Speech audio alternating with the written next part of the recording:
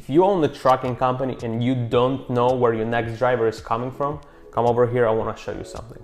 So this is one of our clients' pipeline.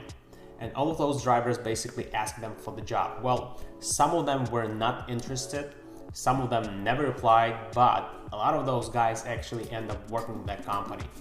So this is how our client know when and how many drivers will start working with them next month.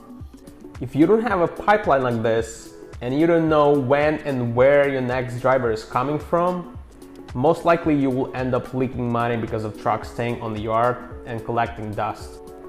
The good news is there is a simple step-by-step process you can follow to get those 5, 6, or even 50, 60 drivers each month working for you. If you want to get this simple step-by-step process, click on the button below and we will guide you through. No hype, no big claims, just clear step-by-step process that you actually can follow and get this kind of pipeline. Click on the button below and let's talk.